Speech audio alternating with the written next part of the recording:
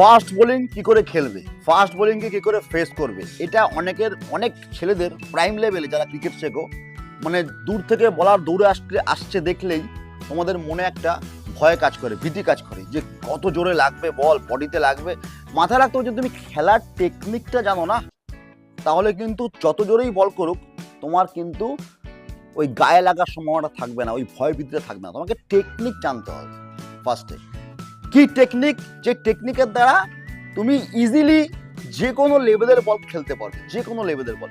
সেই টেকনিকটা যদি তুমি জানতে পারো তাহলে মাথায় রাখবে যে ফাস্ট বোলিং খেলাটা আমার ব্যক্তিগত মনে হয় সব থেকে সোজা। শুধু বলের স্পিডকে ব্যবহার করো, শুধু টাইমিংয়ে ফোকাস করো। আজকে আমি এই ভিডিওর শুরুতে হিংসটা দিয়ে দিলাম, এবার আমি স্টেপ বাই স্টেপ টেকনিক্যালি করে দেখাবো যে কীভাবে তুমি একদম প্রাইম লেভেলে ফাস্ট বোলিংকে ফেস করবে এবং বলটাকে খুব ইজিলি দেখতে পাবে। চলো কথা না বাড়িয়ে আজকের ভিডিওটা শুরু করা যাক। Let's see. First of all তোমাকে প্রথমে এটা বুঝতে হবে যে, এবং মেন্টালি তোমাকে এটা বুঝে নিতে হবে যে আমাকে বলটাকে ফেস করতে হবে, এটা একদম ম্যান্ডেটারি। মনে ভয় রাখলে চলবে না, এটা হচ্ছে একদম প্রাইম লেভেল। যদি তোমার মনে ভীতি থাকে যে দৈত্যের মতো একটা বলার আসছে, তাহলে সেই ভীতিটাকে কিন্তু প্রথমে তোমার কাটাতেই হবে। না হলে কিন্তু কোনো ব্যাকরণ, কোনো মাস্টারমশাই, কোনো কোচ তোমাকে খেলা শেখাতে পারবে না বা তুমি খেলতে পারবে না। ভয় ভীতি মন থেকে ছড়িয়ে দাও, টেকনিকে ফোকাস করো। তার জন্য প্রাইম লেভেলের তোমাকে কেউ বলছে না যে তুমি নেটে গিয়ে কালকে 150-এর বল ফেস করো। 80-90-এর বল থেকে আরম্ভ করো, 100, তারপরে 110, 120, ধীরে ধীরে ধীরে ধীরে তোমার স্পিডটা তোমার বডিতে সয়ে যাবে। এইটাই হচ্ছে টেকনিক। আমরা যখনই কিছু শুরু করি তখন কিন্তু আমরা ছোট থেকে শুরু করি। আজকে তুমি যদি ভেবে থাকো, এবং অনেকের মনে এটা আসে যে আমি যেন মানে প্রথমেই শোয়েব আখতার বা ব্রেট লির মতো বলারকে ফেস করব, এইটা কিন্তু ভাবাটা ভুল। কারণ আমরা কেউই প্রথমে অত জোরে বল ফেস করতে অভ্যস্ত নই। আমরা যারা 80-90-এর বল খেলে অভ্যস্ত, তারা কখনোই 140-50-এর বল খেলতে পারবো না, কারণ আমাদের বডি পারমিট করবে না। ঠিক আছে, body adjustment, hand I coordination, এই সমস্ত কিছু একটা ম্যাটার করে, এবং এই সব কিছুই গড়ে ওঠে কিন্তু প্র্যাকটিসের মাধ্যমে। লটস অফ প্র্যাকটিস যখন তুমি করতে থাকবে তখন স্টেপ বাই স্টেপ তুমি এগোতে থাকবে। যেমন একটি ছেলে ক্লাস 1 থেকে ধীরে ধীরে 2, 3, 5, 4 করে মাধ্যমিক পরীক্ষা দেয়, হায়ার সেকেন্ডারি দেয়, হায়ার এডুকেশন করে, ঠিক সেইভাবেই কিন্তু সে ক্লাস 1-এ বসে ভাবে না যে আমাকে পিএইচডি করতে হবে। সে যখন ওই লেভেলে যায় তখন সে অটোমেটিক করে নেয় বা অ্যাচিভ করে নেয়। অ্যাজ ইট ইজ গেমটাও সেরকম। এই ছোট ছোট ড্রিলিং করেই তোমাকে স্পিডটা বাড়াতে হবে, এবং তোমাকে একটা বড় আস্তে আস্তে করে 120, 30, 40, 50-এর বল তুমি খেলতে পারবে। তাই শুরুতেই আজকে দেখে নাও, নাম্বার 1, সর্বপ্রথম যেটা তোমার জন্য দরকার, যেটা আমি বারংবার বিভিন্ন রকম ভিডিওতে বলে আসছি, যে ক্রিকেট খেলার জন্য প্রথম দরকার হচ্ছে বডি ব্যালেন্স। তুমি জোরে বল খেলতে ভয় পাচ্ছ, তার মানে কোথাও তোমার স্টান্সে ভুল আছে, ম্যাক্সিমাম ছেলে যেটা ভুল থাকে। কোথাও তোমার বল অবজার্ভ করতে পারছো না, তাই বডিতে বল খাওয়ার ভয় পাচ্ছ। এই সমস্ত কিছু থেকে যে বেরোবার রাস্তা, তার জন্য কিন্তু তোমাকে প্রথমে তোমার স্টান্সের উপরে জোর দিতে হবে। স্টান্স মাথায় রাখতে হবে যে কোনো জিনিস যদি আমি দূর থেকে দেখি এইভাবে, তাহলে আমাদের ব্যাপারটা দূরেই থেকে যাবে। কিন্তু কোনো জিনিস সামনে থেকে আসছে, সেটাকে অবজার্ভ করার জন্য, যদি আমি গোদা বাংলায় বলি, দেখার জন্য আমাকে সামনে যেতে হবে। ফোকাস তাহলে আমার থাকবে কোথায়? সামনের দিকে। আমি বল থেকে দূরে ভাগবো না বা দূরে পালাবার কোনো রকম টেন্ডেন্সি রাখবো না। ফার্স্ট অফ অল, বডির হেভিয়েস্ট পার্ট কোনটা? মাথা, তাই তো? যদি আমাদের বডির হেভিয়েস্ট পার্ট মাথা হয়ে থাকে, তাহলে তো মাথাটাই আগে যাবে, তাই না? তাহলে মাথা আগে যাবে।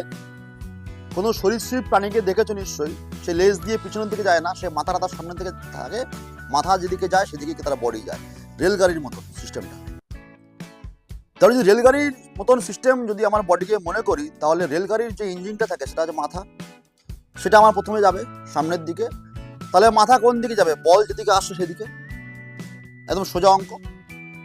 তাহলে সবসময় একদম যুক্তি দিয়ে এটাই বিচার করবে তুমি, আমি বললেও হবে না, নিজে বিচার করে দেখবে যে তোমার বডির হেভিয়েস্ট পার্টটা কিন্তু মাথা। তাই রেলগাড়ির ইঞ্জিনের মতন তোমাকে কিন্তু মাথাটাকে সামনের দিকে মানে বলের দিকে দিতে হবে ফার্স্ট। ম্যাক্সিমাম জায়গায় ভুল করে যেটা, সেটা হচ্ছে তারা পা বাড়িয়ে ফেলে।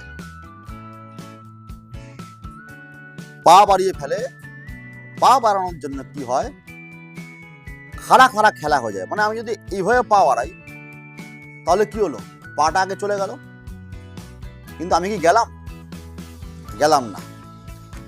কিন্তু আমি যদি এইভাবে চিন্তা করি তাহলে আমি গেলামও, এবং আমার কিন্তু মাথাও গেল, এবং আমার পাও গেল, আমার বডিও কিন্তু মাথার পিছন পিছন গেল। তাহলে এই জিনিসটাকে প্রথমে বুঝতে হবে। এই জিনিসটা বুঝলেই কিন্তু তুমি দেখবে তোমার 90% ব্যাটিং হয়ে গেছে, 90% ব্যাটিং হয়ে গেছে। তাহলে রেজাল্ট কি দাঁড়ালো, যে যখন বল আসবে আমি বলের লাইনে মাথা নিয়ে যাব, তাই তো? বলের লাইনে যখনই মাথা নিয়ে যাব তখনই কিন্তু আমার বডিটাও কিন্তু মাথার পিছন পিছন বলের লাইনে যাবে।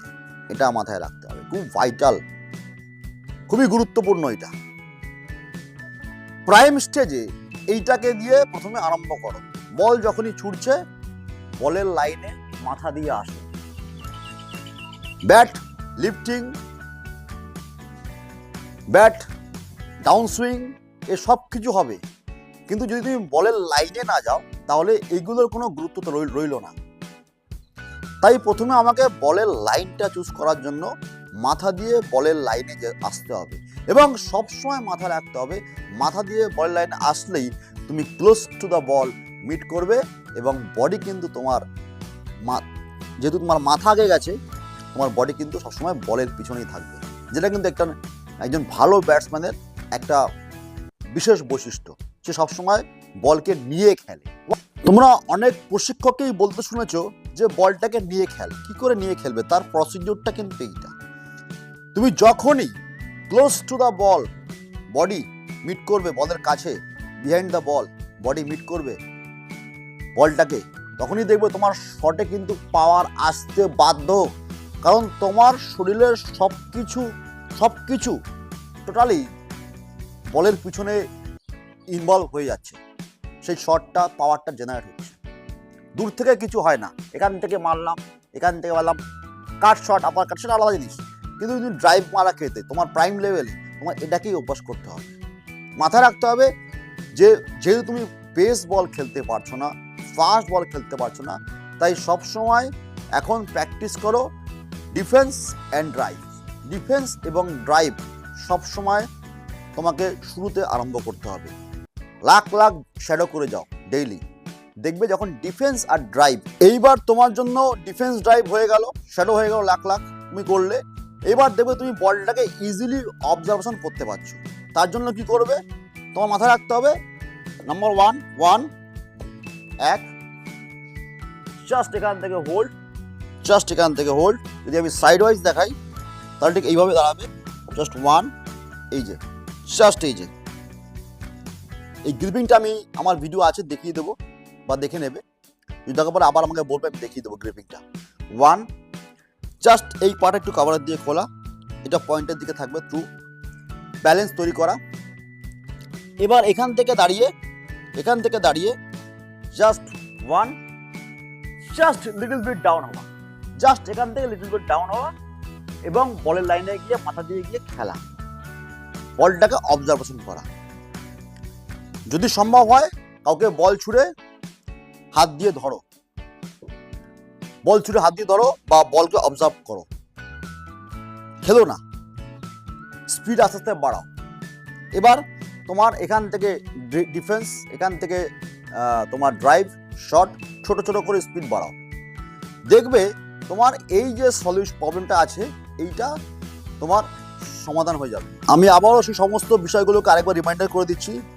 ব্যাট লিফটিং, এখান থেকে জাস্ট একটু হালকা এখান থেকে মাথা দিয়ে বডি লাইনে যাওয়া, মাথা দিয়ে এখান থেকে বডি লাইনে যাওয়া, গিয়ে বলকে ফেস করা, এবং সবসময় এই যে তোমার এলবো আর shoulder through the line of ball খেলা, এইটাকে বারে বারে ফোকাস করতে থাকো। দেখবে তোমার জোরে বল খেলায় হ্যাবিট হয়ে যাবে। এবং বলকে শেষ মুহূর্ত পর্যন্ত দেখা এবং চোখের তলায় মিট করা, এইটা অভ্যাস রাখো। রেডার বানিয়ে নাও দরকার পড়লে, যে এর আগে আমি এর বাইরে মিট করব না। পায়ের পাশে মিট করো, এখান থেকে মিট করো, চোখের নিচে খেলো। এই অভ্যাসটা যত তাড়াতাড়ি তুমি রপ্ত করতে পারবে, তত তাড়াতাড়ি তুমি একটা প্রাইম লেভেলের ব্যাটসম্যানে পরিণত হবে, এটা আমার বিশ্বাস। যে আমাকে এই প্রবলেমের জন্য আজকে বলেছিল, আশা করি এই ভিডিওটা দেখে যদি সে প্র্যাকটিস করে, এবং যে প্রাইম জিনিসটা আমি বললাম হেড, এটা দিয়ে যদি তুমি প্র্যাকটিস করতে থাকো, আশা করি তোমার প্রবলেমটা অনেকটাই সমাধান হয়ে যাবে। সবসময় হেড, শোল্ডার আর এলবো, এই তিনটে কিন্তু মেন ভূমিকা পালন করে ব্যাটিংয়ের জন্য।